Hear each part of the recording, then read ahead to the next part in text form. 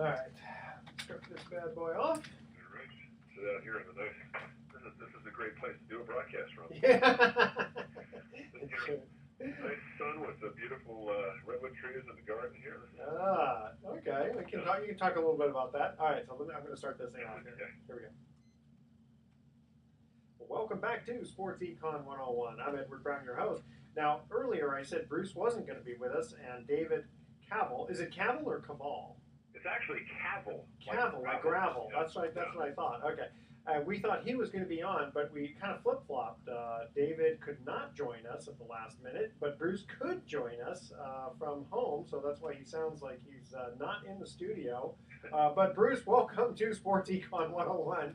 Yeah, I'll be honest with you. I'm not sick, but my daughter is fighting off a bad little virus. And being the good dad that I am, I don't have to work till this evening at the radio station.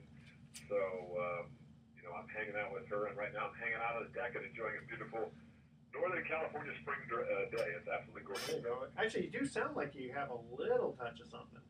Yeah, I think it's from. I started this job at. Can I mention the radio station? It's KCBS in San Francisco. It's the all news station. I'm doing the sports updates from 7 to midnight, and I haven't been working in a building that has air conditioning for a while. The last time I did that was a few years ago, and your body just doesn't seem to react to it very well initially. It's like being in a giant airliner. So the upper respiratory is kind of messed up a little bit. But I have to drink a lot of tea and take some honey. It's funny because most broadcasters don't have this problem, but it's because I have not been in the studio that much. Most of my freelance work has been out in the field.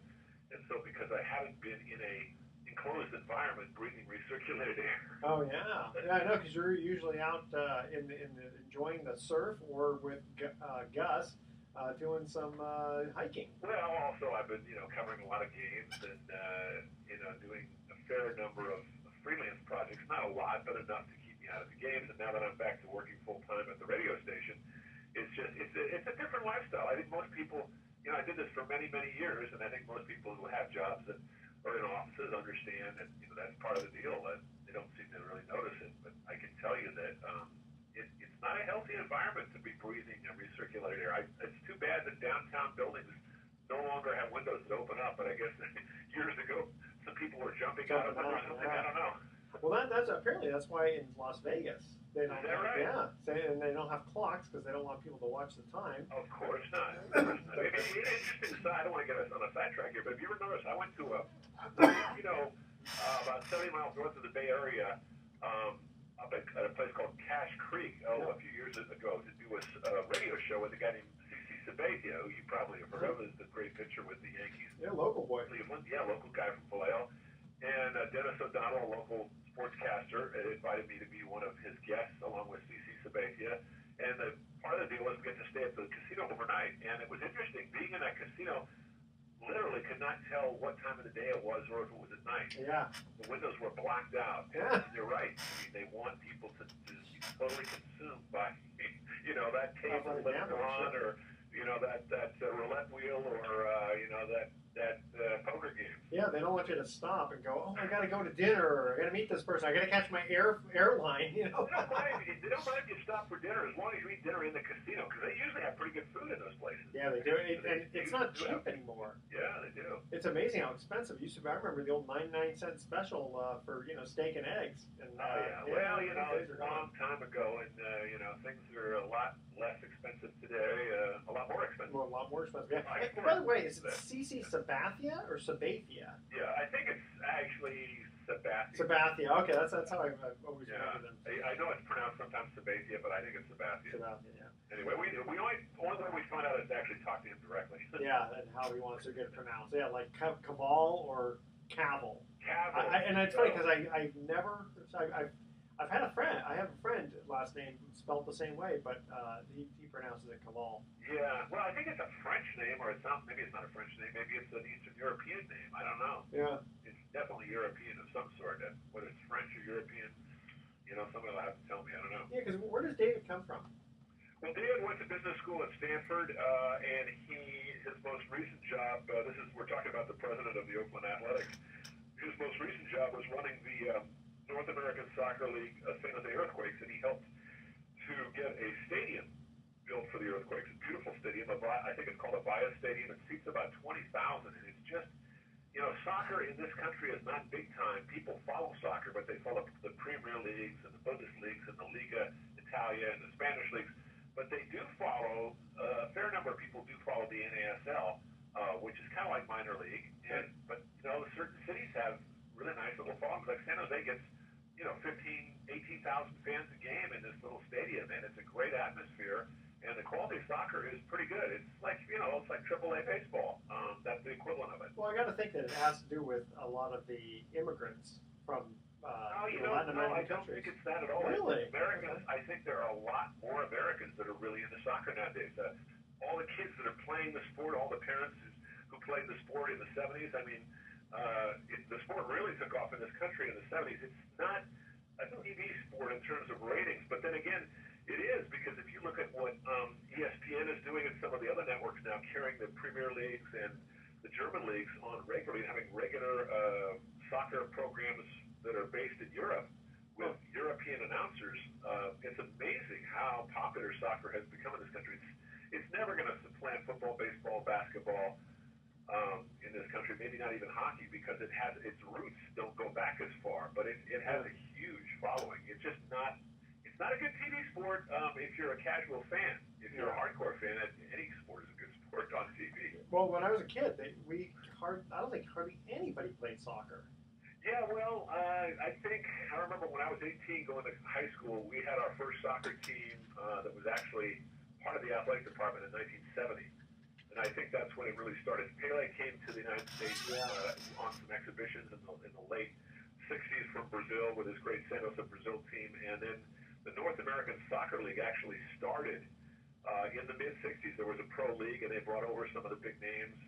Later in the 70s and 80s, they brought over Franz Beckenbauer, and of course, I mentioned Pele, and there were a lot of other Kyle Rote Jr., right? names. These guys were over the hill.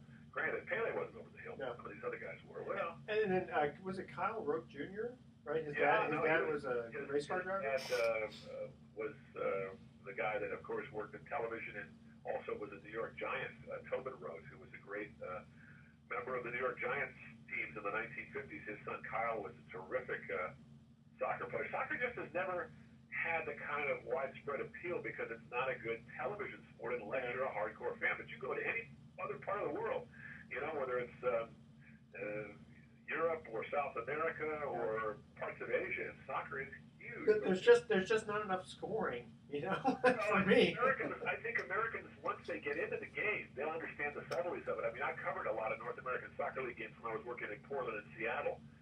They had very good teams up there, especially the one in Seattle. They were usually winning more than they were losing, and they drew about 25,000 a game. And if you go to a game, it's a pretty easy game to understand the subtleties of it. But it's actually a lot. It reminds me in some ways of hockey. Hockey's sort of a speeded up version of soccer. It's the same idea, put the puck in the net, put the ball in the goal. It's exciting, but you have to go to the game. You have to talk to the people who play the game. You have to appreciate it. And I think to a certain degree you have to play it a little bit. I didn't play very much of it, but I played it a little bit. So all that comes into play. I wonder how comparisons of Pele to today's players. How like they say, well, could Babe Ruth play in today against today's players? And probably Pele is right up there. Oh, no question. I mean, Pele was the Babe Ruth or the Hank Aaron or the Willie Mays of his time. And, I think he's just turned 70. He's had some health problems, but he's doing all right. He's quite he's almost a mythical figure. He's almost like a pope. When he shows up, it's really like royalty, showing up. And he's just, I've never actually interviewed him, but I've been in his presence. I've been to when I worked in New York City back in the early 80s, the New York Cosmos were very popular. They drew about 50,000 a game at Giant Stadium. And Pele was their centerpiece. And after games, he would hold court, and sometimes with a translator and sometimes in broken English. But there was an air about it very similar to the kind of era that you had around the people like Michael Jordan or exactly. Montana. There was a greatness Hey, about that. hey, Bruce. Now I know you're not in the studio, but believe it or not, we got to cut to a break here. Oh my God. I know. Usually you're here watching the clock with me. Okay. Yeah. So here's our first trivia question: who is the only coach to win both a Super Bowl and a Rose Bowl? All right, stay with us. Sports Econ. Sports Econ 101. I'll be right back. Okay. All right, that was a good fast. That was fast. Yeah. We save this file. Who was that? I'm trying to think about that. God, I should know that one. Super Bowl and a Rose Bowl. Oh, yeah, that one I figured you'd actually know. Let me think. Oh, so you're not in your element. You're at home right now. Well, I don't. To be honest with you, that's a good question. I'd have to go through all the Super Bowls. Not Lombardi, obviously. Not. Let's see. Not Ekstrom. Not McCaffrey. Not Landry. Not John Madden. Not Chuck Noll. That could be somebody fairly recent. Oh well, we'll figure it out. We'll figure it out. Yeah, I hope you know the answer because I don't. No, I'll figure it out. No, I actually don't. I'm just teasing. I gotta have the answer. Else wouldn't be right. All right, then we'll move on to. That's a good one. Yeah, we'll move on to basketball. Okay, there we go. Well, welcome back to Sports Econ 101. Edward Brown here, and my favorite co-host, who is on the phone today, Bruce McGowan. Usually in the studio, but today he's taking care of his sick daughter. What a good daddy he is. All right, here's our first trivia question. Who is the only coach to win both a Super Bowl and a Rose Bowl?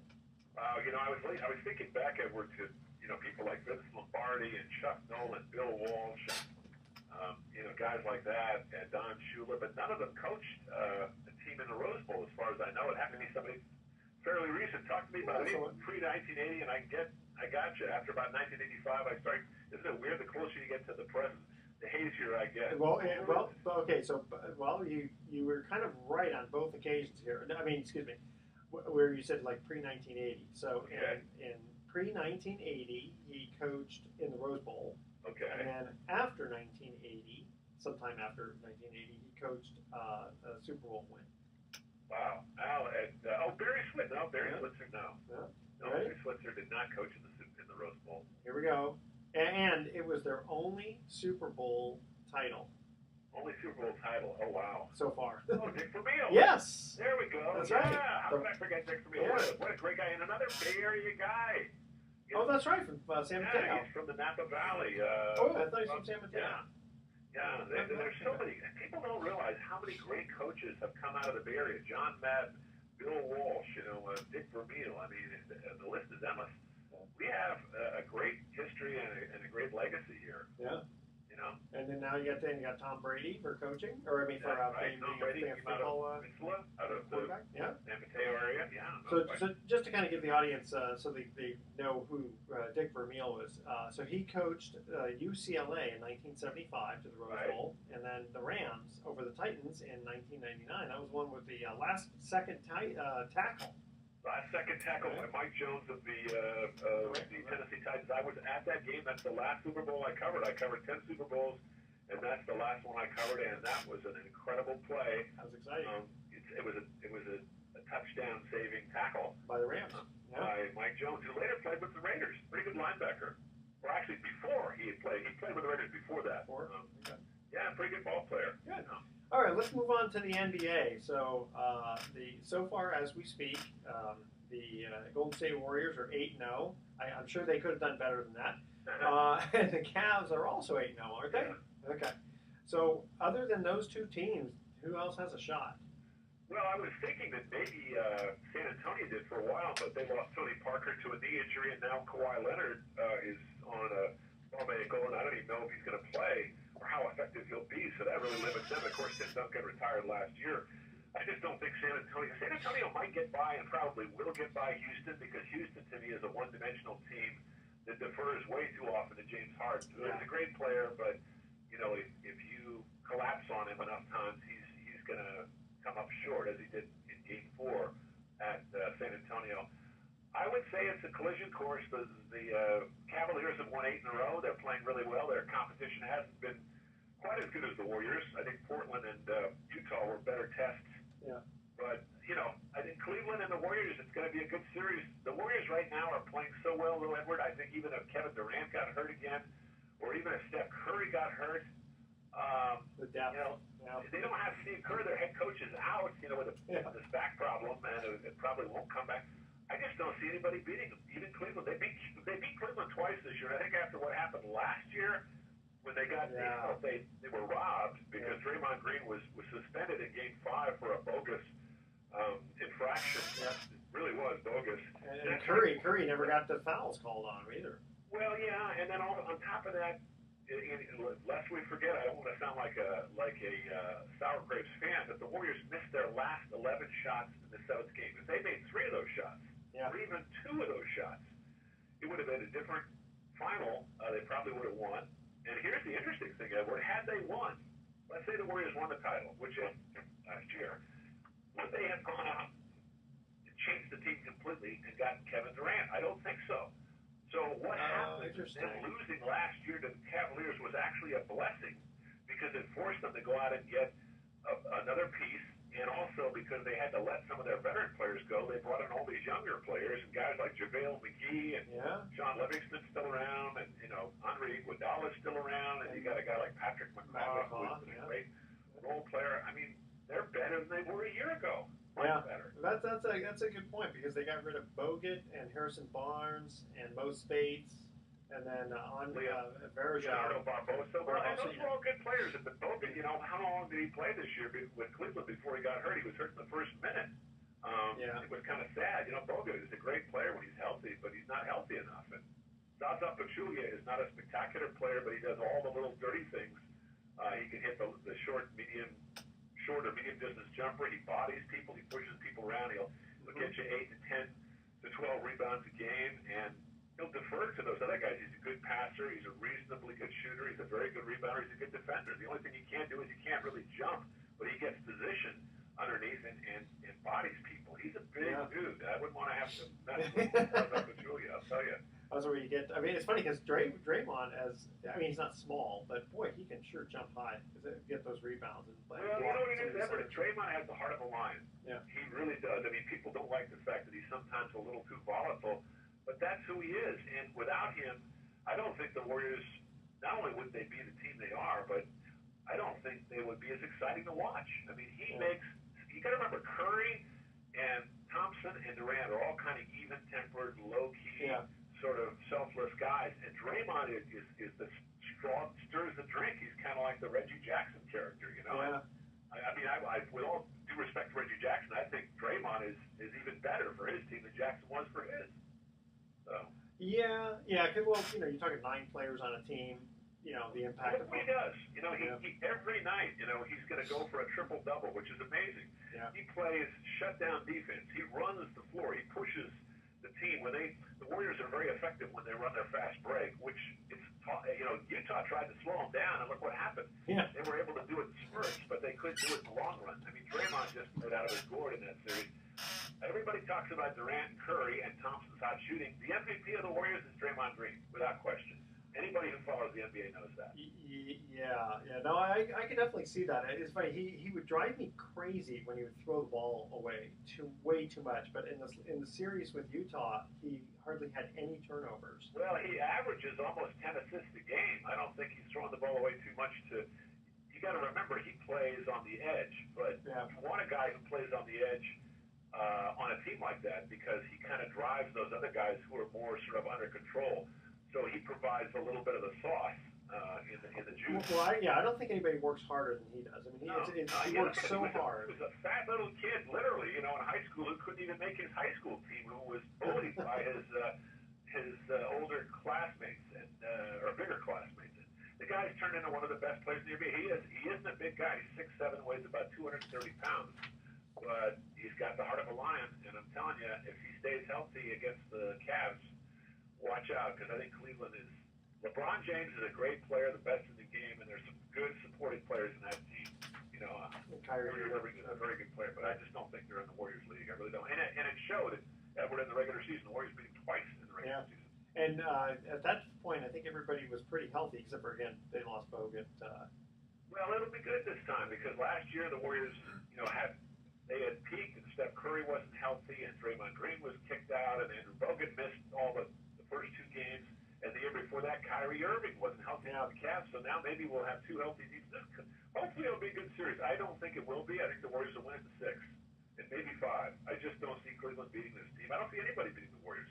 Yeah. No, in fact, it's funny you mentioned about Draymond not making his team when he was in high school. Wasn't the same thing with Jordan? He didn't make his like when he was maybe a freshman or something. You know, that I don't know, but it wouldn't surprise me. Some of the best athletes are guys that have a fire lit under them at an early age, and it sort of drives them. I mean, we all have the potential to do great things, but sometimes we need a kick in the rear end, and if you're a little guy and you're not particularly gifted, or at least it doesn't seem you are, you have to push yourself harder, and that's the beautiful thing about sports. It can bring out the best in people, and you know, Draymond is great as an example. That he's actually, he's a little volatile, but he's a good guy, basically. Well, you see him off the court, and he seems to he's got his stuff together. Oh yeah, no, he's very much into his kid, his girlfriend, his passion for the game. You got to remember he's only 26 years old, so he's still not really that old. Yeah. They still. I mean, they have a few older people, Livingston and all that, but Thompson's still pretty young, and Curry's pretty young. Steph Curry's 20. I guess Thompson's 27. Steph Curry's 28. Kevin Durant is 28. Yeah. And Draymond Green is 26 or 27 at the oldest. The core of this team is actually not even hitting its peak yet. If they can keep the elements together, and it's amazing. Without Steve Kerr there, they haven't missed it.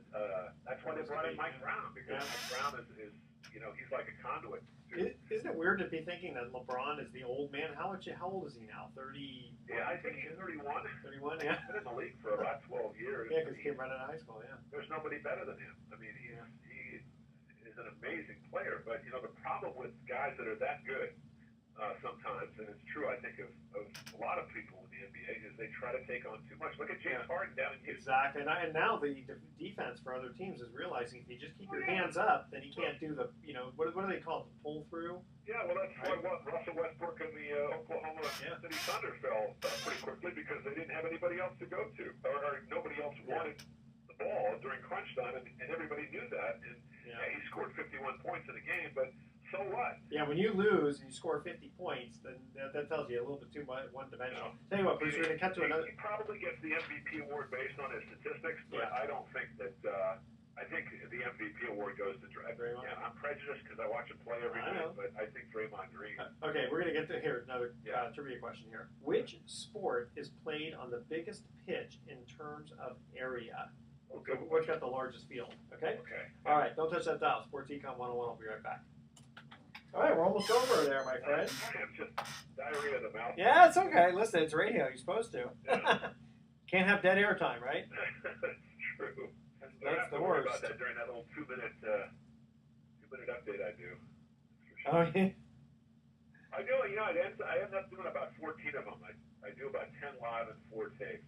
Oh. And the 4 tapes are recycled, and they play about 3 times each. So it's, basically I take care of their sports between 7 p.m. and 5:45 a.m. Now, do you attend many Giants games? Right now, I'm not doing much of any games except for the Warriors, only because the Giants aren't playing well, and also it's just a hassle keeping up with all of the other events when you're out of one park. If I was just doing reports on the Giants games and it was a big game, definitely. When I'm at the Warriors, pretty much that's all I'm talking about. I do like about 30 seconds of the other scores and then throw it back. Well, the reason I mention it is Eva and I, she purchased like one of these fundraiser type things, like a couple of special suites, 2 seats for a certain suite. And cool. So I thought, if you're out there. Oh, you should do that. No, I'd love to. The thing is, Edward, again, I'm not saying I still enjoy going to games.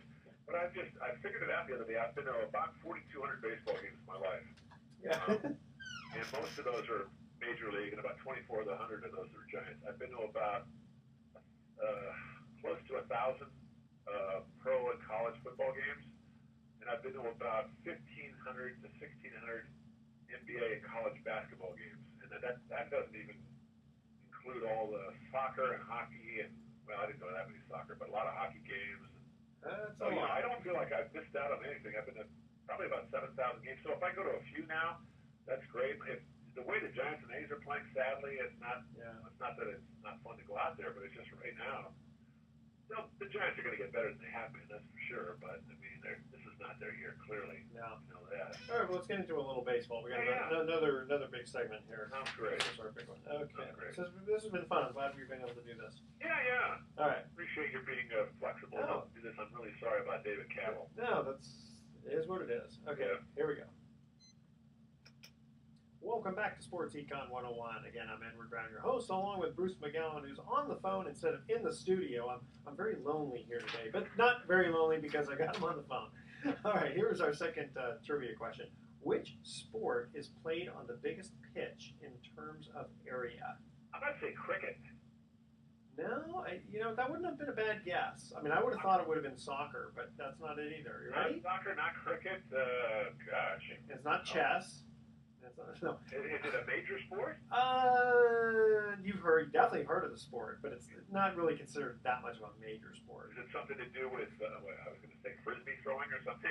No, but again, that's not a bad guess though. What is it? Polo. Oh yeah, of course. Yeah. Polo is. Yeah, that's an interesting sport because it's played by a very specialized group of people, and most of those people are very wealthy. Not necessarily super wealthy, but it's a sport that has its traditions in the upper class. Yeah. And it's a rough sport. It's not a sport for the faint of heart. I mean, there's a lot of chances are you're not going to get hurt, but there's a great potential. You're on a horse and you're whacking a ball you're reaching down and hitting with a club. I mean, a lot of things can happen. Yeah, that mallet, you aim wrong and someone's going to lose a few teeth. And what is it? It's like 2 against 2, isn't it? That's a good question. I have never been to a polo match before. Yeah. I think it's more like about 7 or 8 people. I don't know, if there's a goalie. I don't know the strategy involved at all. I know nothing about the sport, other than just that I've seen it, in the background and read a little bit about it. I think it has its origins in England. I believe that's where I think you're right. And also, with horses, you figure you have to have kind of a big area. But you know what? Now that I think about it, why wouldn't golf be the answer? Well, I guess you could say golf, but a golf course is kind of thin and long. I mean, I don't know. Good question. Yeah, because you got miles worth of golf. Maybe it's. The course itself, you're right. Probably in terms of square footage, a golf course is bigger than a pitch where a polo game is played. Yeah, but maybe what they consider the golf course covers too many holes. Yeah. It's not just one. But anyway, okay. So moving on to baseball. Our local teams are not doing so great, huh? Well, most of the people listening to this show are not from the Bay Area, so they can care less. But at the same time, they understand because I'm sure a lot of the folks out there who follow baseball have had to watch some pretty crappy teams. Imagine if you're a fan of the Cleveland Indians and the Chicago Cubs. I mean, those teams are very good now. Yeah. In recent years, more like recent years. How about in the 30s, and the 40s, and the 50s? Yeah. Cleveland had a couple of good teams here and there, and so did the Cubbies. But generally speaking, bad baseball for years. Yeah.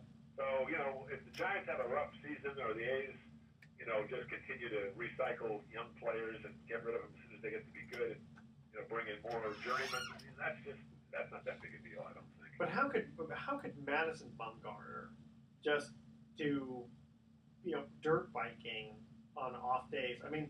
Well, he's a big kid, He's 20. What is he? 26, 27 years old, and I mean he's not that much older than a teenager, and he's got a lot of energy. And one of his favorite things was to get on a motorcycle and roll around in the dirt with it. And unfortunately, chances were he wasn't going to get hurt, but just the wrong thing happened. He hit some gravel at the wrong time and sprawled headlong and injured his pitching shoulder. I mean. Talk about bad luck. I mean, when I used to bowl in tournaments, I mean, literally for 2 days beforehand, I did hardly anything. Really? Yeah, because I knew the sort of shape that I'd need to be in to bowl well in a tournament. I didn't want to screw around, like fixing things around the house or playing basketball with my friends or that sort of thing. I mean, it was really? I just thought of bowling is. I know. I knew it was more of a skill, but I never thought of it as something you really had to be that much in shape for. Well, it wasn't so much like lifting weights and stuff like that. But you had to make sure you didn't do something stupid to hurt your back. Oh yeah. And that's or your bowling hand or something like that. Yeah. You know who was a good bowler? Who was a baseball player? We're on the topic of baseball. Was a good friend of mine who pitched with the Giants and the Texas Rangers and the Boston Red Sox for a good number of years. John Burkett back in the 90s. Oh, is that right? Oh, that's right. I do remember that. In fact, I watched a bowling show not too long ago where they had various players, and Mookie Betts from the Red Sox. Wow. Okay. He was really good. I was surprised that I was told Chris Paul was pretty good, but when I watched him bowl, it's like he's not so good. But Mookie Betts was very good. Really? Well, the interesting thing about John Burkett, if you watched the way he kind of approached his windup when he started, he bent over. It was almost like he was going into that whole approach that you begin with when you start to wind up and throw the ball down the lane. Uh-huh. So, I asked him about that. I said, does it help you to bowl in terms of your pitching opportunities and skills? And he said, yeah, it does. I mean, everything you do, and I think it's interesting to note that some of the best athletes are the ones who can play a lot of different sports. Yeah. And to me, it's sad. I don't mean to go off on a tangent about this, but I will say that a lot of kids today are pushed by their parents in one direction only, and you can only play football, no baseball, no basketball. When I was a kid, everybody played everything, and we're in season, and we had a good time. Now you got kids in these travel leagues and special teams, and no wonder their shoulders or elbows get burnt out of their pitchers by the time they're 22. But what happens if you're in a sport that really doesn't have like a travel team? I mean, then don't you play the other sports, or I think a lot of kids still do, but I think that a lot of the great athletes, unfortunately, are pushed into one sport early. Especially, think about it, if you come from a poor background and that's your way out of the ghetto or out of the fringe neighborhood, you're going to really put everything you have into that, especially if it's football or basketball. And that's why these camps and these teams are so important to some of these kids. But the flip side of that is it becomes more of a job at an early age. Yeah. I hate to use Tiger Woods as an example, but there's a guy who was playing golf at such an early age. He was like a machine, but you knew he was going to burn out eventually, and he did. And the guys that are his age right now that are still pretty good golfers, he's done. He's finished. And he's what, 41? He was born in 1975, or 74, I believe. So he's 43. 43. Well, okay, so he's almost ready for the senior circuit anyway. Oh, well, not quite though. I mean, there's been a lot of. I remember Jack Nicklaus won his last Masters or U.S. Open when he was well into his 40s. I mean, Tiger Woods, since he turned about 35, has been beset by a lot of injury problems that are a result of overuse, of too much time spent playing one sport. Yeah, I guess because it's. I think about that like working out at the gym, and you got to make sure that you do a whole bunch of different kinds of exercises so that all your muscles and tendons are limber. There's another problem too. I think Tiger spent too much time at the gym. I think a lot of, with the exception of football and to a lesser degree boxing, athletes should not be into weightlifting. Yeah, I agree. In terms of doing it hardcore. No, you're right. You need that kind of muscle mass. Matter of fact, it's better not to have it because you'll have less of an opportunity to pull a muscle. Well, I remember mentioning this in previous shows. I had heard that Kareem Abdul-Jabbar, did not get hurt hardly at all during his career. And one of the reasons when they asked him, he says, I don't go to the gym, I don't lift weights. The only thing I do is I do what they call the heavy rope, like jump rope which if you've ever done that, is very difficult. He also did something that all of us should do. Yoga. And really relax the body and the mind, and that is stretch a lot. Because when you stretch, you strengthen your bones, and you loosen your muscles, and everything moves a lot more fluidly. And I think a lot of Americans, if they would just do simple stretches, would find that a lot of back aches and lower body leg aches would be lessened. I know I do. I'm about to turn 65. Tomorrow's my 60th birthday. Hey, congrats. Yeah. But, I get the back aches and the leg aches and the hip aches, but you know what I do is I stretch it out. I've been doing that for a number of years, and swimming is good. It's really important to stretch. Well, how much of your surfing is? That's part of it. Swimming is a great sport because it is very relaxing. You're in a weightless environment, and you're using every muscle, literally. I mean, you're using every muscle in your body, with the exception of maybe your jaw. unless you're talking to the seals. Like, Yeah. get over here, get out of me. Actually, the weather here has gotten a lot better. It was really nasty for a long time. So are you getting back to the water? You know, this time of year is not really a good time to go surfing. The weather's changing. The fog is coming on shore. The waves are smaller. It's not a real, between April and June and July, it's kind of a bad time. But there are days where you can find a good swell, but it's not as prevalent as it is during the winter or the fall. Yeah, well, the fall would be great because then the weather's good for you to go out. But the wintertime's tough because it's just not so good. Well, we get outside of this year when we had this incredible series of storms. You know, we usually have plenty of nice days in between the storms, and when things calm down, that's when you want to go out there. When the wind is not blowing, when the waves are good size, you know, not too big. I don't like to go out in anything over about 8 feet anymore. But you know, there's several beaches around here I can go out in. Find 6 to 8 foot waves and just have a great time in the wintertime. The only thing you need is you need a good wetsuit, and if you have that, you're fine. The water temperature is about, in the wintertime, it gets down into the low 50s, but since we've had this atmospheric change with the climate change and the droughts and everything else, there have been a couple of years where the temperature of the water did not go down, and it's interesting, a lot of the marine life changed too. A lot of the marine life that was living in the south part of the state came up north, and a lot of the stuff that was normally here went up north to Washington and Oregon. So we were lucky though in that if you like to surf, the water was a little bit warmer. So that kind of, you know, was one of the blessings of having this climate change. Yeah, well, I remember the El Niños a few years ago where there was a lot of huge marine life that came into California waters. Yeah. Well, we forget that the, you know, 70% of the world is covered with this ocean, which contains, you know, most of the life on the planet Earth, and we just aren't in contact with it that much until we go out into it. And even then, we're usually on a boat. That's why I love surfing, is because you're really out there with it.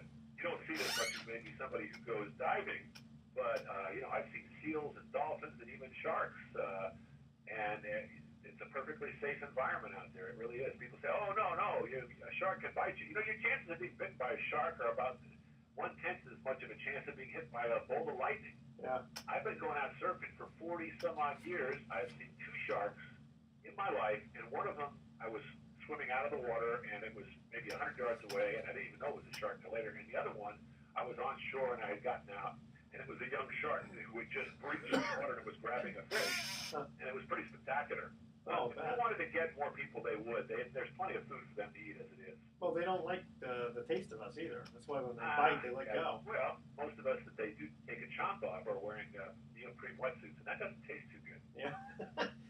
So when you turn 65, are you going to go into the over 65 surfer tournaments? You know, I have never been competitive in surfing. It's a recreational sport. It's like any other kind of recreational sport. You know, when I was a kid, I took part in all the sports up until I was well into my 30s. I played a lot of recreational sports even into my early 40s. But now the only thing I really enjoy doing is hiking, surfing, or mountain biking, and you know, a lot of stretching, and that's more than enough for me. That's all it's all non-team sports. Yeah, well, you know, play on a team, you gotta have time. My hours are weird, and you know, broadcasting has always been a weird profession. It keeps you working in the evenings or on the weekends, and even though my hours are not that demanding anymore, I'm still working mostly at night or on the weekends. Okay. Hey, Bruce, we're going to cut to our last commercial break, if you can believe that. Oh, wow. Okay, this is kind of an interesting one here. All right. Which sport did George Washington play with his troops? That's kind of an interesting one. For the audience out there, email Edward at sportsecon101.com to answer this question. Which sport did George Washington play with his troops? And don't touch that dial, because we are going to be right back with some closing comments. Good. All right. Excuse me. You're having the same problem I have with that recirculated air. Yeah, that and just allergies have been not so good. Too, but you're indoors right now, so you shouldn't have any of that pollen inside. It's probably just you probably brought some of it in with you, but yeah, I mean, it's a combination right now. You're right, though. It is. Also, a lot of people having problems with the allergies. There's no question. Also, I have a small epiglottis, so a lot of times I swallow incorrectly. Oh, really? Oh, interesting. that something that just developed, or? No, just kind of born with it. My daughter's got the same thing, so it's like Okay. We all have our little quirks. That's it. I've got this little tumor on my leg that's perfectly okay. It's like the size of a small nut. And the doctor has told me, it's been there for about 4 years. She goes, it's not a problem. Because it's like joyous or unsightly, you don't even notice it because it's below the skin. Gotcha. But, it's just all these little things we get, Yep, you never know. Sometimes you get them, sometimes you're born with them. Yeah, I know. It's like Mark, my co-host on the other show, he has this kind of cyst-type tumor thing on his head, and I think he just got it taken care of. But again, it doesn't affect him at all. It just kind of looks a little odd. That's all. It's probably just a benign growth. Yeah, that's exactly what it was. Yeah. All right, let's finish this off. Here we go. All righty. Welcome back to Sports Econ 101. Last time for today. I'm Edward Brown, your host, along with Bruce McGowan on the phone. Next week he will be in the studio. He promises. He promised. Okay. Here's our last trivia question. Which sport did George Washington play with his troops? God, I was going to say something like golf or horse racing or... It was a sport that you actually mentioned earlier in the show. Wow. Cricket? Yes. Yeah, cricket has its origins in England, and it goes back, I believe, all the way back to, say, the 15th or 14th century. Yeah. It's a much different game then than it is today. But baseball is kind of a relative of cricket, and they used to play a thing called, I think it was called town ball rounders. Rounders. Yeah, that's another game that's kind of like cricket and kind of like baseball, but not. It's sort of a hybrid. But baseball has been played in this country since since the 1830s. Yeah. Well, before then, a version of baseball was played during the Revolutionary days. It just wasn't real popular. I wonder the difference between cricket in George Washington's time and cricket now. Well, I'm sure there are a lot of different little subtleties. I'll say this, baseball was really popularized during the Civil War. A lot of the Union prisoners of war, for instance, played the game, and the Southern Guards, would pick it up, and they would get into it, and it became a very popular sport in the South, partly as a result of that, believe it or not. Interesting. The Civil War, changed America in a lot of different ways, and that was one of them. Baseball was popularized by the Civil War. Yeah. And the first professional baseball team, the Cincinnati Red Stockings, played their first series of games in 1869. Yep, so, I remember that. Yeah. Okay. It's simple. It's not that long ago. It just seems like a long time ago. It does. Back, but, so Bruce, we got to cut out. We're getting overtime here. Okay, here's our thoughts for the day. Opportunity is missed by most people because it is dressed in overalls and looks like work. I like that. And opportunity does not knock. It presents itself when you beat down the door. I like that one too. I'm going to beat that door down. All right, tune in next week to Sports Econ 101. We're going to be discussing sports topics from a business perspective and asking more sports trivia questions. Thanks for listening. On behalf of our team, I'm your host, Edward Brown. We'll see you next week. Good night, America. So long. I knew you were going to come in with that. All right. Well, that was good. That's a wrap. I'll send that to the student station, and we'll get another guest for next week. We will. Thanks, Bruce.